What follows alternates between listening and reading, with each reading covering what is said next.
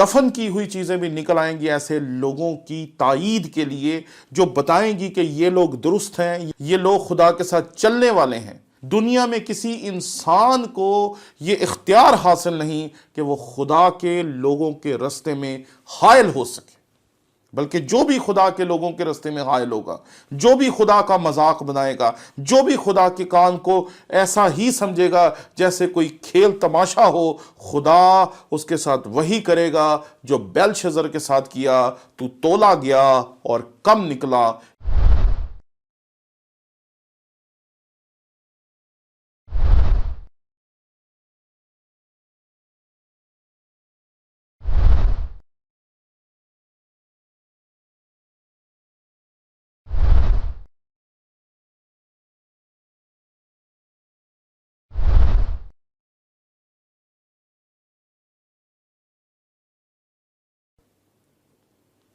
منے منے تکیل و فرسین، خدا نے تیری مملکت کا حساب کیا، اسے تمام کر ڈالا، تو تولا گیا اور کم نکلا۔ یہ وہ پیغام تھا جو خدا نے بیلشزر کو دیا۔ ایک ہاتھ نمودار ہوا اور جس نے نوشتہ دیوار تحریر کیا اور اسے یہ بتایا کہ تو خدا کے حضور کم نکلا اور تجھ سے اب حکومت چھین لی جائے گی، تیری مملکت، تیری حکومت، تیرا جاہ و جلال سب کچھ ختم ہو جائے گا۔ بابلی وہ قوم تھی جو اپنے ظلم و جبر کی وجہ سے پوری دنیا میں مشہور تھی، کیونکہ بابلی یہ کیا کرتے تھے کہ جب بھی یہ کسی قوم کے اوپر چڑھائی کرتے تھے اور ان کے اوپر قبضہ کر لیتے تھے اور ان کو شکست دے دیتے تھے، تو یہ سمجھتے تھے کہ یہ قوم ہی شکست خوردہ نہیں ہوئی، بلکہ اس قوم کے ساتھ اس کے دیوتا، اس کے خدا بھی شکست خوردہ ہو گئے ہیں۔ اور یہ کیا کرتے تھے کہ یہ اس قوم کے تمام پڑھے لکھے اور ذہین و فطین لوگوں کو لیتے تھے اور ان کو بابل میں لے آتے تھے، اور نہ صرف ان کو بابل میں لا کر قید کر لیتے تھے، ان کو اپنی حکومت کو چلانے کے لیے استعمال کرتے تھے، بلکہ اس کے ساتھ ساتھ یہ اس قوم کے دیوتاؤں کو بھی لے آتے تھے اور ان کو قید کر دیتے تھے۔ انہوں نے ایک زندان بنا رکھا تھا، ایک قید خانہ بنا رکھا تھا، اور اس قید خانے کو یہ کہتے تھے کہ یہ دیوتاؤں کا زندان ہے، اور اس قید خانے میں یہ دیگر قوموں کے خداؤں کو اور ان کی مقدس چیزوں کو قید کر دیا کرتے تھے۔ جب انہوں نے ہیکل کے اوپر حملہ کیا ہوگا اور یہ پاک ترین مقام میں گئے تو وہاں انہیں عہد کا صندوق نہیں ملا، اور جب انہیں عہد کا صندوق وہاں نہیں ملا ہوگا تو انہوں نے یہ فیصلہ کیا ہوگا کہ یہاں جو کچھ بھی ہے اس کو اٹھا کے لے چلو۔ اور ہمیں عزرا کی کتاب میں بڑی تفصیل کے ساتھ ملتا ہے کہ بابل میں کون کون سی چیزیں لائی گئیں۔ اس میں پلیٹیں ہیں، چمچے ہیں، بیلچے ہیں، باسن ہیں، اور یہ تمام سونے کے ظروف ہیں جن کو بابل میں لا کر قید کر دیا گیا۔ بیلشزر نے اپنے 1000 امراء کے ساتھ ایک دعوت ترتیب دی جس کے بیچ میں اس نے شراب نوشی کرنی تھی، اور انہوں نے خدا کے مقدس ظروف میں نوشی شروع کر دی، اور تب ایک ہاتھ ظاہر ہوا۔ وہ ہاتھ جسے نوشتہ دیوار کہا جاتا ہے اردو زبان میں، اس نے لکھا منے منے تکیل و فرسین۔ اسی رات یہ جو بابلی حکومت تھی بیلشزر سے چھن گئی،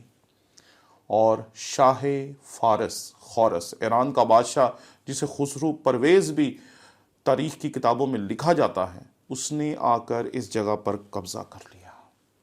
اور اس نے قبضہ تلوار کے زور پر نہیں کیا، بلکہ جب وہ داخل ہوا تو لوگوں نے اس کے استقبال کے لیے قلعے کے دروازے خود ہی کھول دیے۔ شاہ فارس خورس وہ بادشاہ تھا جس نے آ کر ایک نیا انداز حکومت اور ایک نیا دنیا پہ سلطنت کرنے کا طریقہ کار متعارف کروایا۔ اور کہتے ہیں کہ امریکہ کے صدر جیفرسن جو تھے، انہوں نے اس کے اوپر لکھی جانے والی کتابیں، اس کے سلطنت کرنے کے جو طریقہ کار کو مورخین نے لکھا، امریکہ کو بہتر بنانے کے لیے اس تمام معلومات کو، اس تمام طریقہ کار کو جسے شاہ فارس خورس نے تاریخ میں استعمال کیا تھا، امریکہ کو بہتر بنانے کے لیے استعمال کیا۔ شاہ فارس خورس جب یہ آیا تو اس نے دیکھا کہ بابلیوں نے تو قوموں کو قید کیا ہوا ہے، ان کے دیوتاؤں کو قید کیا ہوا ہے، تو اس نے ایک حکم نامہ جاری کیا، اسے استوانہ خورس کہا جاتا ہے، یعنی کہ خورس کا حکم نامہ۔ یہودیوں کو بھی یہ حکم نامہ دیا گیا کہ تم جاؤ اور اپنے خدا کے گھر کو تعمیر کرو، تمام مقدس چیزیں لے جا کر اس کے گھر میں رکھو، اور بہت سی مراعات جو تھیں وہ یہودیوں کو دی گئیں۔ جب یہودی ہیکل کی تعمیر شروع کرتے ہیں تو سامری آ کر ان کو روکتے ہیں۔ جب یہودی نہیں رکتے تو پھر وہ جا کر بادشاہ کے گوش گزار کرتے ہیں کہ تیری اجازت کے بغیر یہودیوں نے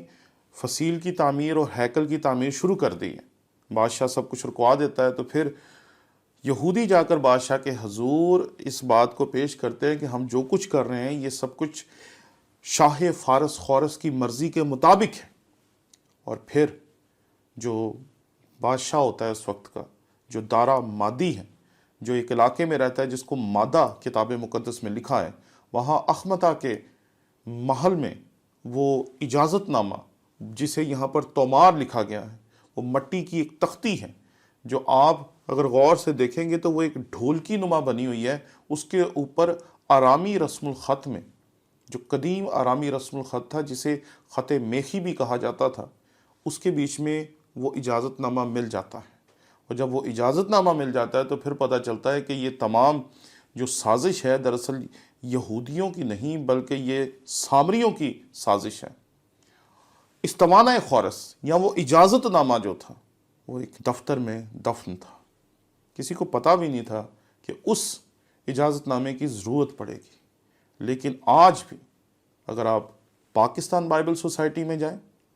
تو وہاں اس کا رپلائی کا آپ کو ملے گا۔ اگر آپ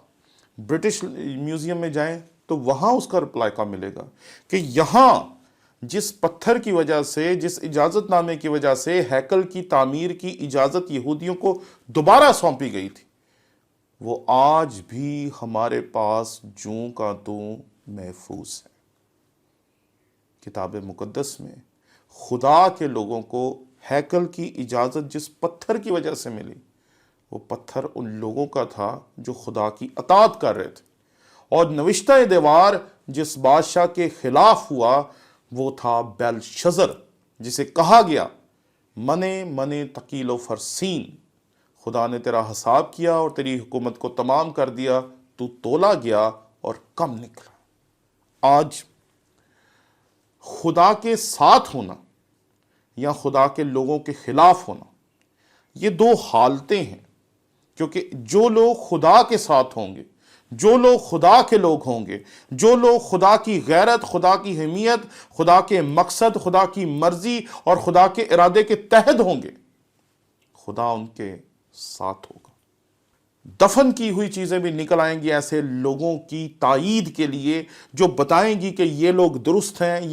یہ لوگ خدا کے ساتھ چلنے والے ہیں۔ مخالفتیں لوگوں کو نہیں روک سکتی، لوگوں کے سامنے آنے والی رکاوٹیں آپ کو نہیں روک سکتی۔ دنیا میں کسی انسان کو یہ اختیار حاصل نہیں کہ وہ خدا کے لوگوں کے راستے میں حائل ہو سکے،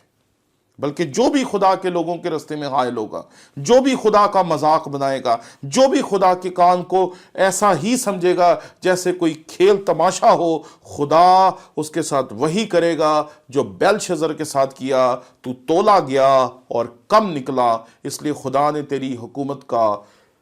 حساب کر دیا اور اسے ختم کر دیا۔ آج ایک پتھر ہے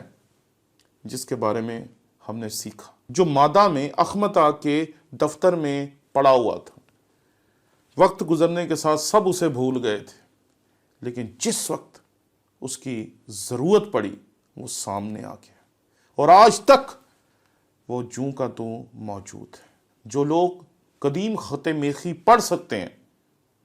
وہ پڑھ کے بتاتے ہیں کہ اس کے اوپر یہ لکھا ہوا ہے۔ کتاب مقدس میں اعمال کا مصنف لکھتا ہے خدا نے کبھی اپنے آپ کو بے گواہ نہیں چھوڑا، اور اگر اس نے اپنے آپ کو بے گواہ نہیں چھوڑا تو وہ آپ کو اور مجھے بھی بے گواہ نہیں چھوڑے گا۔ جب بھی مخالفت ہوگی، جب بھی لوگ کھڑے ہوں گے، جب بھی آپ کے کام کو روکنے کی کوشش کی جائے گی، جب بھی خدا کے کام کو مذاق سمجھا جائے گا، خدا انہیں کہے گا تو تولا گیا اور کم نکلا۔ خدا کرے کہ کبھی میری اور آپ کی خدمت کے لیے خدا ایسا نہ کہے۔ شکریہ۔